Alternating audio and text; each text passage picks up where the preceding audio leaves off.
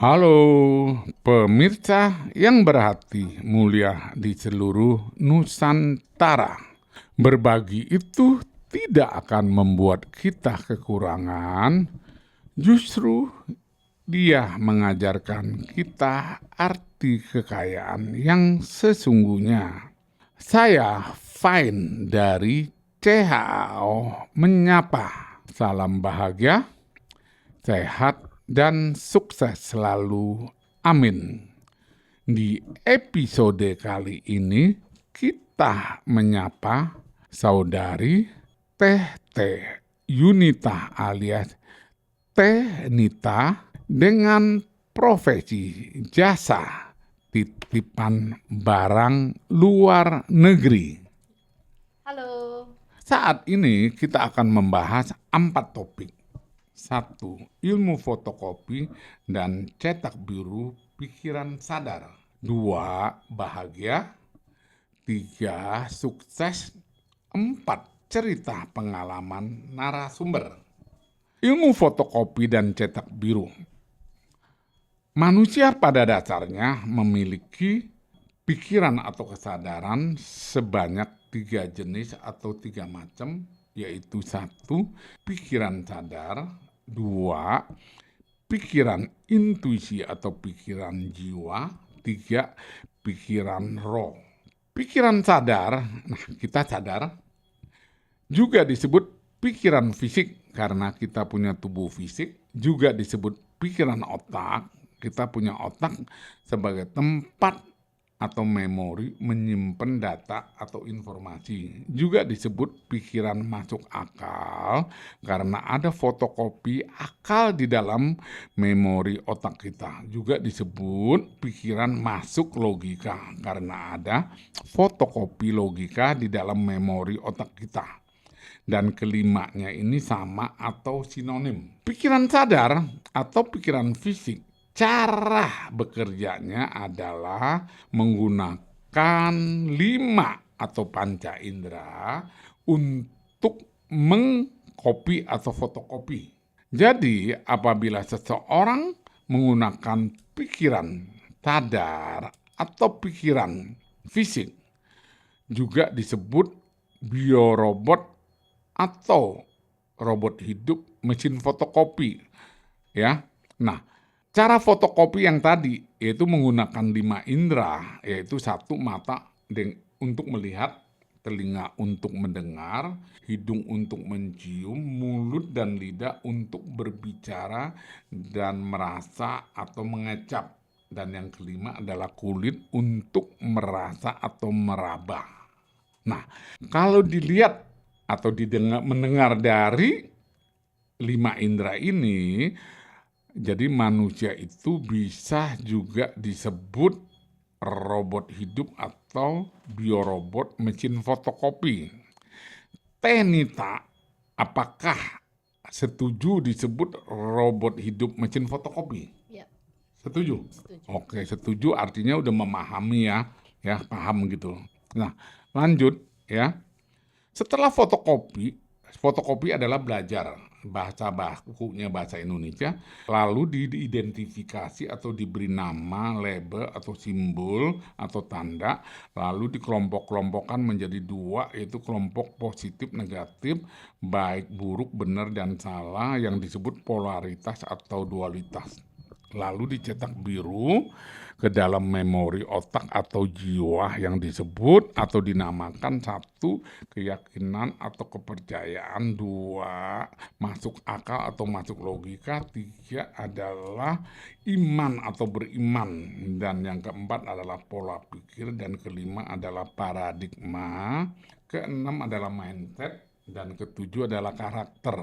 Nah, cetak biru ini sangat penting dan akan menentukan nasib atau masa depan seseorang. Apabila ada informasi atau kata-kata apapun yang didengar oleh pikiran sadar, lalu akan di cross check atau di recheck di dalam memori otak apakah ada atau tidak. Apabila tidak ada, akan ditolak otomatis yaitu disebut mental block. Makanya apabila 2 orang atau 3 atau beberapa orang di dalam forum diskusi atau forum debat, setiap orang akan mempertahankan fotokopi-fotokopi yang ada di dalam memori otaknya, dan dia akan berusaha untuk mempertahankan fotokopi-fotokopi itu sampai menang dalam debat. Ya, nah makanya banyak sekali terjadi debat-debat kusir hanya mempertahankan fotokopinya itu. Ya, nah kita masuk ke topik yang kedua, pikiran intuisi atau pikiran jiwa. Cara bekerjanya adalah menggunakan perasaan atau hati. Cara berpikir, pikiran intuisi atau pikiran jiwa adalah perasaan tanpa fotokopi, makanya disebut jenius atau kreatif. Nah, apabila orang itu ngaku kreatif, ngaku jenius, tapi masih berdebat, artinya dia belum menggunakan pikiran intuisi. Ya, nah kalau misalnya Tenita ketemu siapapun, termasuk pembelinya loh ya, pembeli pelanggan Tenita, kalau menjualnya nanti mungkin Tenita bisa jelaskan ya di dalam pengalaman narasumber ya. Nanti saya akan tanya bagaimana menggunakan pikiran sadar, pikiran intuisi atau jiwa dan pikiran roh ya. Nah, saya akan menyampaikan kutipan menurut pakar pikiran intuisi yaitu Albert Einstein, yaitu ya, Albert Einstein ada 3 kutipan. Kutipan pertama adalah pikiran intuisif adalah suatu karunia suci, dan pikiran masuk akal adalah seorang pelayan yang setia. Kita sudah menciptakan masyarakat yang menghormati pelayan dan melupakan karunia suci. Itu yang pertama. Yang kedua adalah manusia diciptakan untuk menjadi jenius, ya. Tetapi ketika kita menilai seekor ikan dari kemampuannya memanjat pohon, maka selamanya dia akan merasa bodoh. Yang ketiga, jenius adalah 1% bakat dan 99% kerja keras atau kerja cerdas.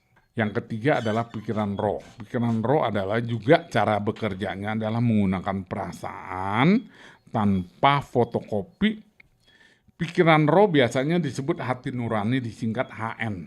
Apabila seseorang bisa menggunakan pikiran roh, biasanya disebut super jenius, gitu ya, super jenius.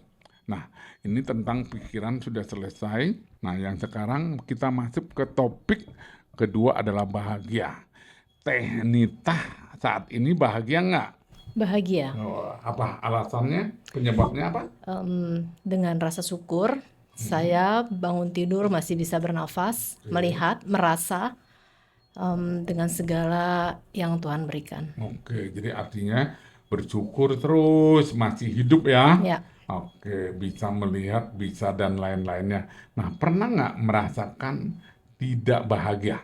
manusiawi ya, kadang ada. Jadi manusiawi, kalau tidak merasa bahagia itu namanya manusiawi Iya, ya? kadang-kadang itu kan perasaan manusia Iya. menurut saya ya, menurut saya. Ya. Nggak bahagia tuh seperti saya, kayak ketika kehilangan almarhum suami, itu saya merasa kayak, aduh, kok orang lain nyampe ya sampai nenek kakek sama semua pasangan hidupnya, Iya. gitu. Kalau kok saya cuma sampai di sini ya, tapi saya berpikir bahwa semua sudah punya takdir dari Tuhan, dan saya menerima itu. Oke, Ya. jadi sempat nggak bahagia, merasa bahagia karena kehilangan. Kehilangan. Habis itu saya belajar dari kehilangan itu bahwa sesuatu yang kehilangan yang membuat saya tidak bahagia itu menyakitkan Menyakitkan. menurut saya, karena saya merasa sedih terus kayak nggak bisa berbuat sesuatu yang kedepannya lebih baik gitu loh. Nah, dari situ saya cuma bisa bersyukur kepada Tuhan bahwa saya punya yang bikin saya semangat hidup adalah anak-anak yang selalu mendoakan saya, orang tua yang selalu mendoakan saya, dan pekerjaan saya yang bisa bikin saya Oke. bahagia. Jadi arti bahagia dan tidak bahagia itu kurang lebih Teh Nita itu punya pemahaman itu ya. Iya, Oke, nanti kita ke topik pengalaman, cerita pengalaman ya nanti ya, pengalaman iya, tentang bahagia, tentang pikiran. Ingetin ya nanti iya. kita akan bahas poin-poin itu ya. Hmm. Kita masuk ke topik yang ketiga adalah tentang sukses ya. Teh Nita sekarang sudah sukses? Sukses, alhamdulillah. Oke, oh, sukses. Apalagi coba jelasin dong sukses. Sukses apa Sukses, yang udah saya dicapai? bisa hadir di podcast ini. Iya, datang sini udah Datang ke sukses ya. sini, Kalau nggak sukses. sampai sini berarti masuk rumah sakit gitu. Ya, Oh, karena dalam keadaan sakit kan. iya, Kalau oke. dalam keadaan sehat kan saya bisa datang ke sini. Iya, Terus oke. juga mungkin saya bisa berbagi pengalaman buat teman-teman di luar sana. Oke, baik. Terus sukses punya anak-anak yang baik ke saya dan Oke. orang tua yang baik ke Nah, saya dan yang keluarga yang baik ke saya. sekarang Teh Nita merasa yang belum sukses apa contohnya? Ada nggak yang belum sukses? Cita-cita sih itu Hah? sebenarnya bukan ada yang belum sukses. Oke, Beda jadi ya. cita-cita Ya, masih kecil ingin sama jadi apa? ya kalau itu sih sebenarnya bukan Oh, cita-cita bukan menurut cita saya ya. ya. Oke, jadi Saya cuman cita-cita apa yang belum sukses contohnya? saya pengen punya tabungan yang banyak. Punya tabungan yang banyak Ya, itulah makanya Anda Teh Nita itu belum sukses karena apa? Definisi banyak tuh nggak jelas loh. Ya? Banyak itu bisa misalnya 10 juta. aku mau punya tabungan Hah? sebanyaknya misalnya 10 miliar. Nah, itu juga belum jelas Ya. sebanyaknya. Nah, Kalau itu 10 miliar jelas. ya, Sebanyaknya nggak jelas. ya Ya? 10 Nah, miliar kalau mungkin aku 10 punya miliar tabungan. jelas. Ya, Punya 10 miliar. Sekarang ya udah punya berapa miliar? nggak bisa disebutin di sini. Oh, nggak boleh sebutin etika ya. Oh, maaf ya, Iya, etika. Jadi artinya pengen punya tabungan 10 miliar. Nah, 10 itu namanya miliar. sebenarnya sederhana, tinggal cetak biru aja loh. Iya. Ya, cetak biru. Nah, kalau Teh Nita sudah nonton video Chow dari 1 sampai 75 terakhir ya, dengan podcast ini udah tayang 75. Itu sudah dijelasin untuk mencetak biru. Ya, tinggal dipraktekin aja ya. Punya tabungan 10 miliar, jangankan 10 miliar, 75 miliar pun bisa. Gitu. Dengan syarat apa? Syaratnya ada apa? Ya berusaha. Hah? Berusaha. Syaratnya cuma satu, percaya. Oh ya, percaya. Ya, cuma satu aja, percaya. Kalau nggak percaya, ya udah selesai. Tapi kalau percaya, itu pasti terwujud gitu loh. Ya, oke. Oke. Nah, jadi udah cukup jelas ya. Belum sukses karena belum punya 10 miliar. Ya kan? Gitu. Oke, Kecil keren ya. nilainya ya, Ini tapi narasumbernya keren ya, punya cetak birunya. Oke, kita masuk ke topik keempat adalah cerita pengalaman narasumber. Ya, silakan Teh Nita, jelaskan lahir di mana, kapan, nama kedua orang tuanya, pekerjaan orang tuanya, dan nama-nama saudara kandungnya. Ya, silakan kenalkan diri. halo, nama saya Nita, biasa dipanggil Teh Nita. Saya lahir di Jakarta tanggal 11 Juni 1978. Saya 4 bersaudara dan punya 4 anak. Sekarang saya single mom, baru ditinggal meninggal suami 3 tahun yang lalu. Saya masih punya orang tua satu, ibu saya. Ibu saya tercinta, dia di rumah saya. Ya, oke. Terus jelaskan nama saudara-saudaranya udah dijelaskan tadi. Nama saudara saya yang pertama Apriandi, beliau meninggal di 3 tahun yang lalu karena sakit ginjal. Yang nomor 2 Jenny, dia bekerja di perusahaan Jerman. Yang ketiga, yang kedua saya, yang kedua yang di perusahaan Jerman, yang ketiga saya, yang keempat adik saya notaris.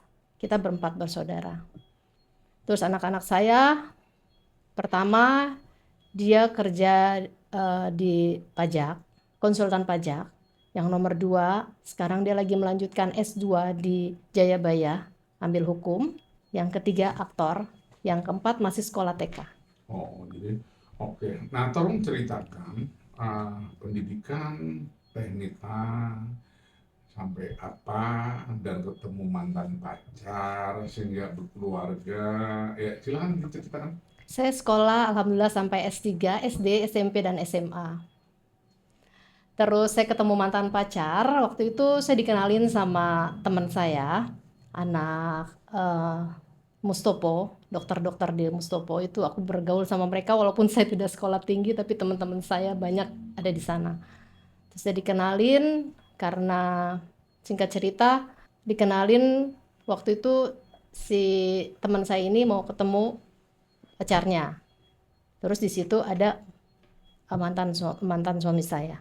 Ada calon suami jadi saya. ketemunya Iya, di situ. dengan kenalan ya. Iya, Oke, dikenalin. itu namanya jodoh atau gimana tuh? Hah? Sepertinya jodoh karena kami cuma 2 bulan langsung menikah. Oh, gitu ya. Iya, Berapa lama? 2 bulan.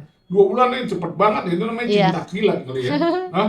mungkin ya karena saya juga pas ketemu dia cuma bilang saya nggak mau nyari istri, saya nggak mau nyari pacar, tapi saya mau nyari istri. Habis itu saya sholat istiqoroh, saya minta ke Tuhan bahwa apa benar ini jodoh saya secepat itu. Kalau iya, tolong tunjukkan baik dan tidak baiknya. Oh, gitu. Kalau Jadi, memang iya, ini apa namanya tunjukkan juga gitu. gitu. Tapi Kalau sepertinya Tuhan dengan ngasih jawaban. ya dengan cerita Tenita ini adalah dapat jodoh dengan cinta kilat. Nah, waktu sekolah tadi jelasin sampai SMA. SMA ya. Nah, waktu di SMP atau SMA ada cinta-cintanya sebelum ngajar Arjunanya Cinta sebelum. monyet ya. Hah? Cinta monyet kalau Hah? sebutannya orang dulu tuh cinta monyet Oh, ya. cinta monyet. Bukan Cintanya cinta, yang nggak masuk bukan ke hati cinta, gitu loh. bukan cinta orang utang gitu bukan.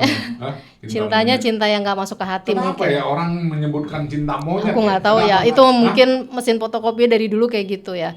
Fotokopi cetak birunya, mindsetnya yaitu cinta monyet Bisa karena juga ya. cintanya nggak yang mungkin sampai. Oh. Tapi ada juga yang teman SD terus berjodoh lagi, ketemu lagi jodoh sampai nikah ada. Ya, Banyak juga yang kayak banyak gitu ya. begitu ya. Contoh saya narasumber saya juga ada Iya, ya. banyak kok yang kayak gitu. Pacaran dari SMA Tapi memang sampai sebutannya nikah ya ya. begitu ya biasanya. Cinta Oke. monyet. Nah, lalu profesi mantan pacar atau suaminya sekarang apa? Bagaimana? Apa yang tolong dijelaskan Bina? Almarhum aktor, Iya. alhamdulillah kebetulan saya ketemu beliau. Dia orang yang baik, baik banget, banyak mengajarkan ke saya tentang kebaikan. Oke. Dan Terus, makanya sampai sekarang saya juga nggak lupa sama kebaikannya. oke. Jadi sebelum kenal udah tahu nggak? Ternyata pas kenal udah tahu atau memang belum tahu bahwa almarhum suami itu adalah aktor gitu? Sudah tahu. Oh, udah tahu. Jadi apa memang idolanya gitu? Enggak, Nggak juga? enggak. Bahkan saya bilang gini, karena usia kita terpaut jauh, aku sampai bilang, enggak dia jauh banget usianya sama aku gitu. Berapa jauh? Kita beda 14 tahun, 14 tahun ya. 14 sampai Oke. 15 tahun. Oke. Jadi kalau Terus dicerita tadi Teh Nita itu anak keberapa? anak kedua. Kedua ya. Anak ketiga, sorry, anak ketiga. 4 bersaudara, saya anak anak ketiga. ketiga. Ya, Oke. Berarti bukan anak bungsu ya. bukan. Ah, termasuk anak yang manja nggak? Enggak, kayaknya Hah? Wonder Woman deh aku. Hah? Wonder Woman-ku.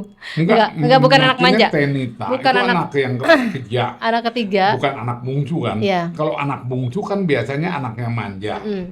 Nah, Teh Nita itu termasuk anak manja nggak? Enggak, karena Enggak ya? dari dulu ibu bapak saya kan divorce. Jadi kita tinggalnya di mana gitu. Gimana?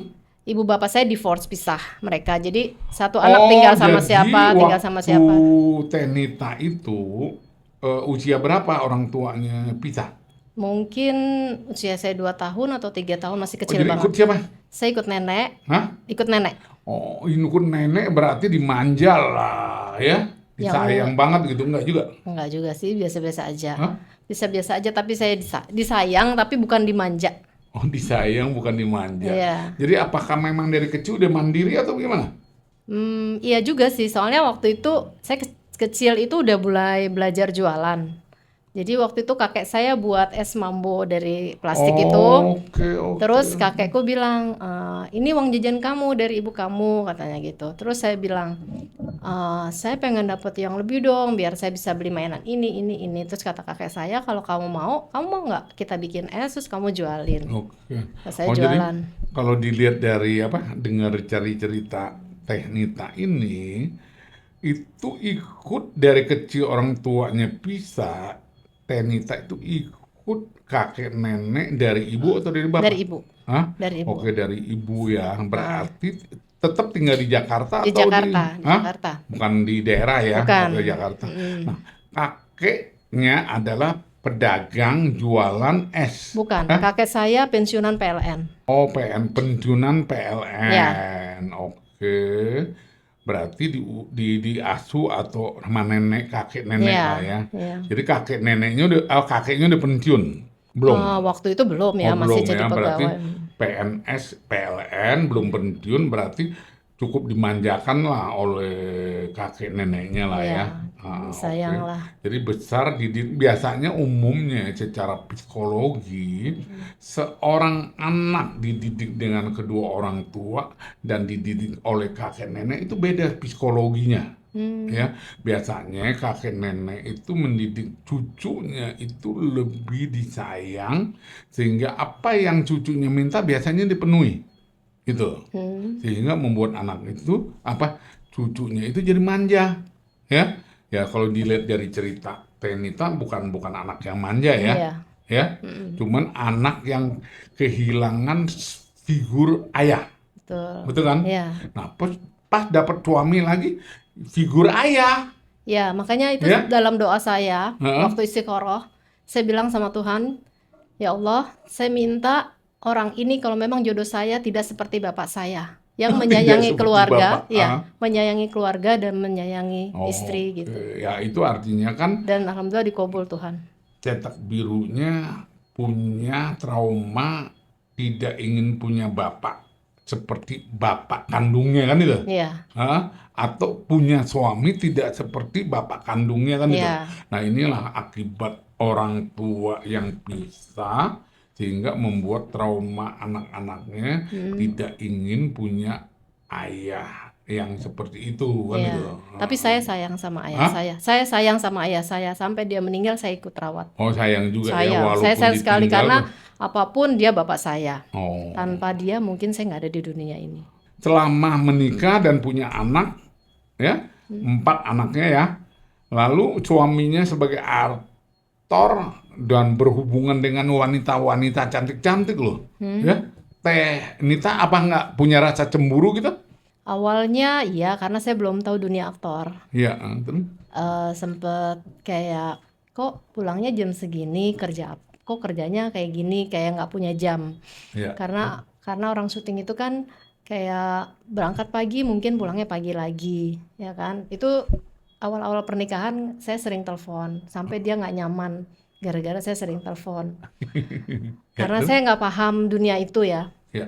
Ya lama-lama udah terbiasa dan nggak apa-apa Oh, gitu. oke. Dan dia juga kalau syuting di luar kota biasanya saya diajak buat nemenin dia. Iya, oke. Nah, oke kita masuk ke jasa titipan barang luar negeri. Ya, Nah, sampai bisa awalnya adalah ibu rumah tangga, istri aktor, sekarang masuk ke dunia bisnis.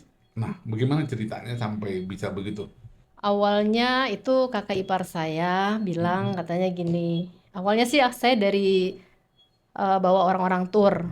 Pada zaman waktu itu mungkin nggak banyak tour travel ya. Ya, Jadi cuman kayak dari teman ke teman, kita jalan-jalan yuk gitu kan. oke. Nah, kakak ipar saya bilang, kamu tuh banyak temen dek. Mm, Kamu banyak temen dan aku lihat teman kamu tuh kiblatnya kamu. mm, Kayak selalu kayak apa lu ngomong dia pasti oke. Oh. Gitu dia bilang.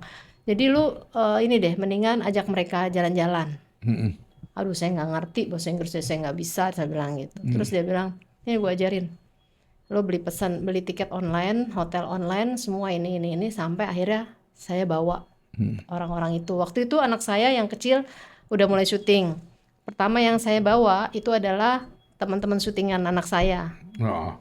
Itu saya bawa. Itu pertama kali saya berangkat itu ke Hong Kong. Ya, Itu pokoknya awalnya gitu. Terus sampai pas saya mikir-mikir kok gue udah bolak-balik luar negeri. Kenapa enggak? Pernah ada yang bilang gini, Kak nitip dong, nitip dong aku mau beli ini gitu. Terus aku pikir, oh iya ya kenapa enggak gue jualan aja ya, kan udah mulai banyak yang tahu nih kalau aku pergi ke luar negeri gitu Iya. kan. Kalau aku bawa orang jalan-jalan gitu. Nah dari situ mulai kepikiran buat just tip. Oh, oke, oke. gitu.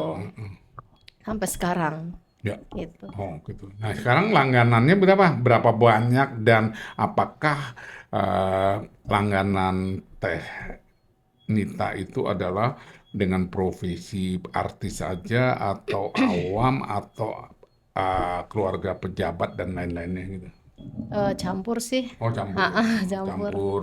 Dengan begitu berarti sekali nyerem dua dua apa istilah bahasa peribahasa sekali nyerem minum dua pulau terlampau gitu Iya, apa begitu jalan-jalan sekali dapat dayung. dapat duit titipan jasa dapat gitu apa gitu. Nggak, sekarang udah nggak pakai apa, nggak bawa orang travel sih. Heeh. Ya, kemarin aja nih baru-baru kayak misalnya ada yang mau apa ya namanya, minta temenin berobat Iya. gitu. Aku kan suka bolak-balik ke Pineng, Heeh. terus ya udah aku bantuin, aku ajak apa, aku temenin buat berobat ke Pineng. Oh. Terus di situ aku izin juga sama apa namanya, customer itu, sama yang ngajak aku bilang boleh nggak aku sambil just tip? Oh boleh boleh gitu. Tentunya dengan tidak memakan waktunya dia ya pada Iya. saat saya mengantar dia ke dokter atau apa. Ntar pas dia istirahat saya bilang saya izin ya, saya mau ke mall ada titipan dari orang. Oh ya silahkan kayak gitu-gitu. Oh. Itu palingan sih. Kalau untuk bawa jalan-jalan sekarang udah nggak pernah. Oh. Lebih seringnya ke just tipan aja. Oke. Mm-mm. Jadi kalau begitu dengan profesi itu berarti jalan-jalan sering ke luar negeri dong ya? Iya, sebulan sekali. Ya, jadi ke luar negerinya itu negara mana aja udah dikunjungin apa udah hampir seluruh berapa puluh negara yang udah dikunjungin? Belum sih, aku cuman kayak dulu sih Eropa ya. Ya, Eropa. Mm-mm. Sekarang sih lebih ke 3 negara Asia aja. Kayak Malaysia, Bangkok, Cina. Oh, ke Ya, Amerika? ke Amerika belum pernah. Padahal Oh, udah jadi udah Eropa bikin ya? visa 2 kali nggak Oh, pernah. oke. Amerika yang belum pernah ya. Iya, Terus barang-barang yang dijual kan titip jasa itu barang merek-merek apa aja? semua brand. Kalau ada yang Semua merek itu artinya tuh semua merek itu seluruhnya ada berapa banyak tuh, Pak? Hah? banyak banget ya kadang-kadang, dan nggak semua orang pakai brand. Iya, heeh. Pembeli saya tuh nggak semua orang pakai brand. Ada yang nggak suka brand juga ada. Oh, Jadi gitu. misalnya kayak ke Bangkok itu kan banyak barang dari Cina juga kan. Ya. Itu kayak contohnya baju-baju, celana, apalah, apapun pokoknya.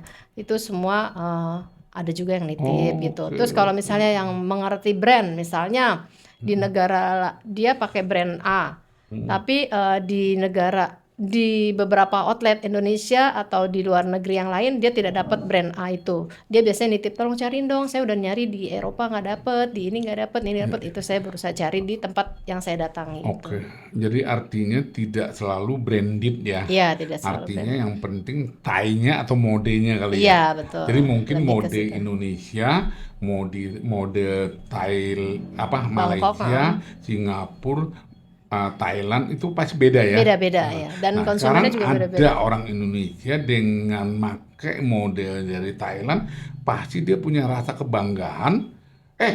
Orang pernah ngeliatin gitu ya. Ya, Aku nggak tahu sih. ternyata baru punya model gitu, apa memang pengaruh begitu nggak?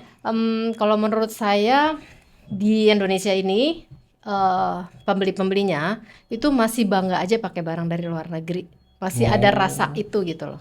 Kalau bilang bentuk-bentuk modelnya beda atau tetap sama? Mirip-mirip sih, Oh, mirip-mirip ya? mirip-mirip Nggak dan ada khusus beda nggak gitu nggak? ada. Paling kalau di Malaysia biasanya Lebaran itu saya jual baju Melayu, Hmm?